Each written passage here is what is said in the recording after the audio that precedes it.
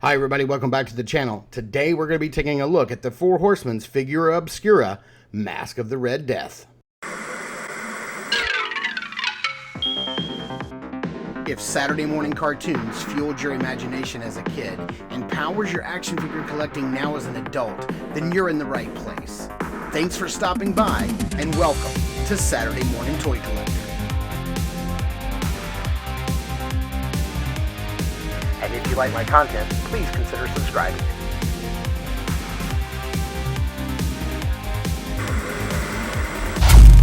Alright, taking a closer look at the front of the package here.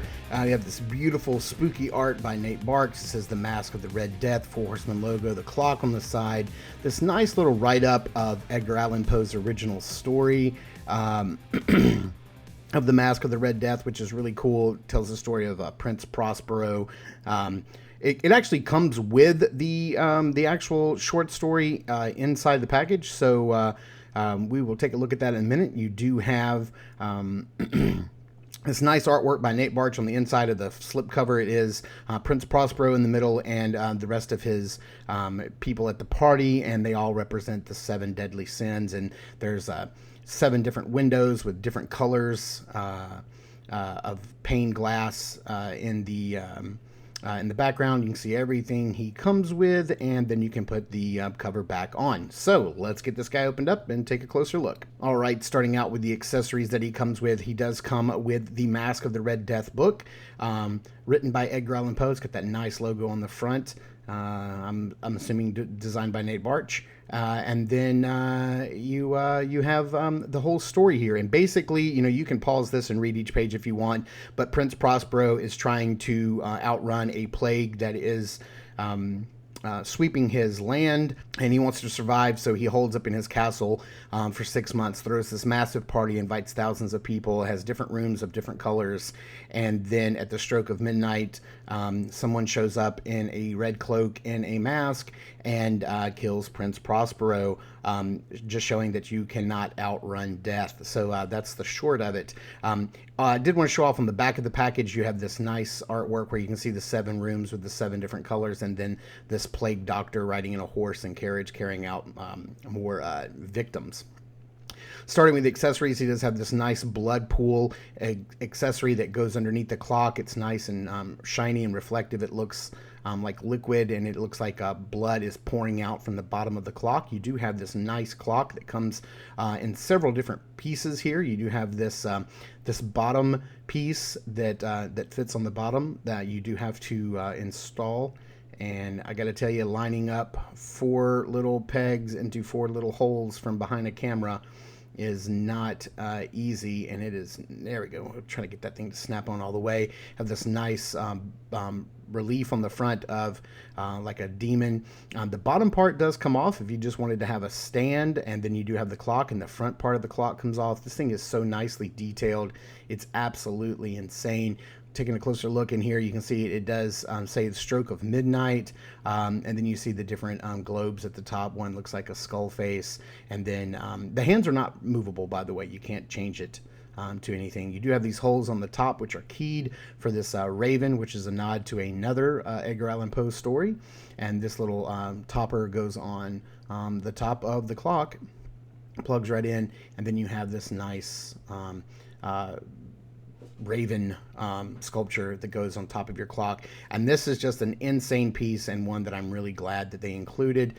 I mean, it's like a figure itself. It's got so much character and life to it, and detail and paintwork. And then there's a closer look at what the blood looks like pooling out from the bottom of the clock. If you want to display it like that, it does make a really nice display piece. I think the blood's going to go back in the package for me, and then I just display the clock on my shelf. As far as his accessories go, he does come with this nice little knife that's nicely painted and sculpted. I don't know if this is a remake of another knife before. I don't remember seeing it before, but it could be.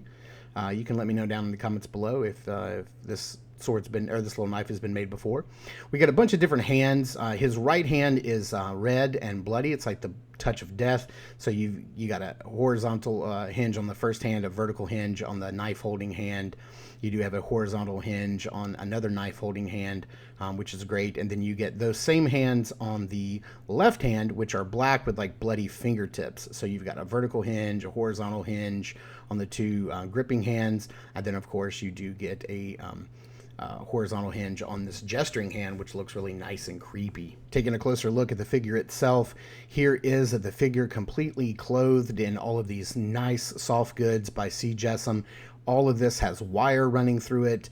We do get this new like zombie style body from the Poxus wave. I believe that this is sort of like one of their figures that we're getting soon. And I want to say that this is an all new sculpt. I believe all of the pieces are new, and we're going to get a look at him without his robes on in a minute, but I wanted to show off the different layering, the different colors, the bright red, the deep crimson color.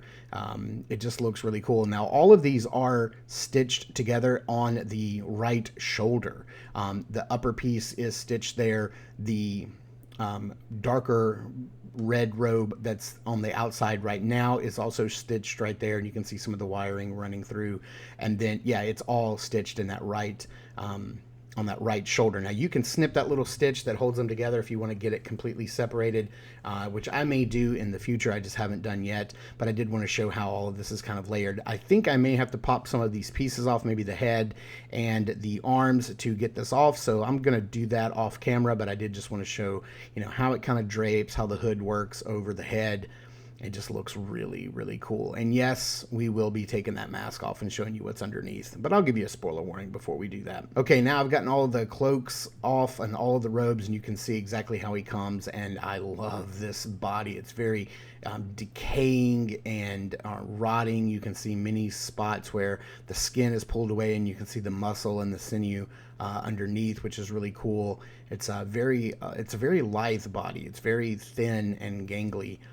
And just looks incredible. It looks like the skin is just like completely drying and shrinking around the bones and the muscle, and it's just absolutely insane. There's like bloody toenails down below, all the little pot marks and wrinkles. On the back you can see his ribs and his spine. He does have 2 holes for wings, but not that little square piece for a back adapter. We're going to go ahead and pop this off. I may have to do this off camera, sorry guys. Get that popped apart, and you can see that his inner robes are a soft rubbery plastic, and they come apart in 2 pieces. You can pull them apart just like that, and there you have it. That's what his under robes look like, and they're really nice. I can see a lot of people using these for custom parts for their different Mythic Legions figures for sure. Let's see if we can pop this back on, and there you have it. And man, he just looks creepy. That mask is incredible. The jaw is like articulated and moves a little bit, which is fantastic. Just, oh man, it looks like hot red wax just dripped all over. Let's see here, a little spoiler warning for everybody. If you don't want to see what's underneath the mask, you definitely want to skip ahead about 45 seconds, but here we go. We're going to show what's underneath the mask, because in the story, Prince Prospero reaches up and grabs the Mask of the Red Death, removes it, and there was nothing there. It was just staring into a black void, and that's what you have here. You know, I say that jaw is articulated. It does move, but I really don't see any articulation points. Maybe it's just soft and rubbery and moves because I'm moving it. It has these 2 little plugs here on the side. It plugs right in.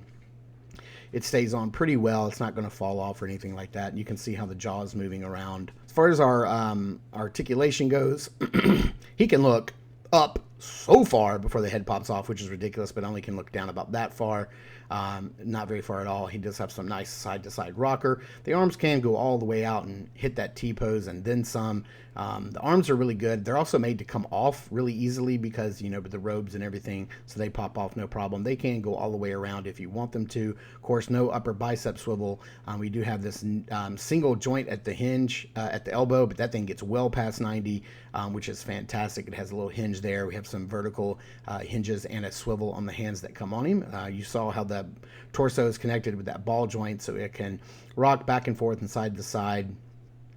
He can only crunch forward about that far and only lean back about that far. The rubber part here is going to hinder the legs a little bit, and I don't want to force them, but they can only go out about that far. They could probably go out further if I took this upper part off, but with it on, they can only go forward and back that far. They do still have that upper thigh rotation. It does have a single bend at the knee and a hinge so that you can get some rotation there. And boy, I thought I just broke that figure. Lord have mercy. Whew. Made my heart stop. And then it does have a nice hinge, swivel, and rocker down for foot articulation. So let's get this guy standing up next to some Mythic Legions, some other figures, and see how he stacks up against them. Bringing in a little short Mythic Legions figure here, we have a Bog Goblin. And, of course, you know, he's coming. We got to bring in old Bill Bones' Broken Shield. And you can see that he scales perfectly well with your Mythic Legions. Of course he would. Same company.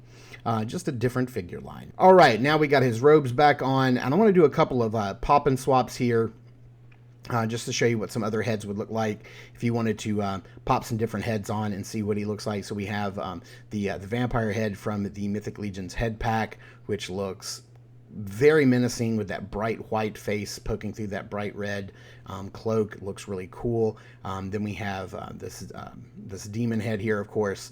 The hood's not going to fit on his head, but I think that looks really nice from some sort of like demon priest or something like that. And then one more, we have Belphegor's head, which I think looks incredible as well. Looks very creepy. But yeah, I just wanted to pop some other heads on and see what they look like. And then get his head back on. And there's one other thing I wanted to show off. This is something that I was really wanting to do from the minute I saw this figure. I had this idea. This will be a really cool thing to do. So let's give it a shot. So what I wanted to do is I have this clear, you know, kind of like a flight stand.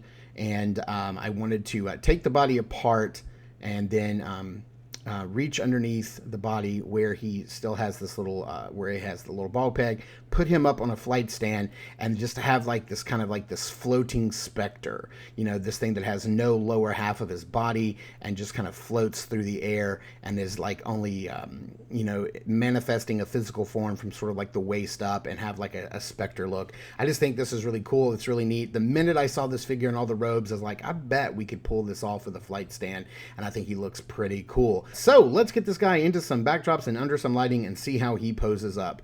Man, I've got to tell you, this is a spectacular, spooky figure, and it was insane to see that this is what released. I remember that when they when the Four Horsemen teased the clock, people were like, it's gonna be the White Rabbit from Alice, and you know, I just was like, I can't believe, like, from that guess to this is just, that leap is insane. This figure is amazing. It looks beautiful. It looks absolutely crazy and demonic.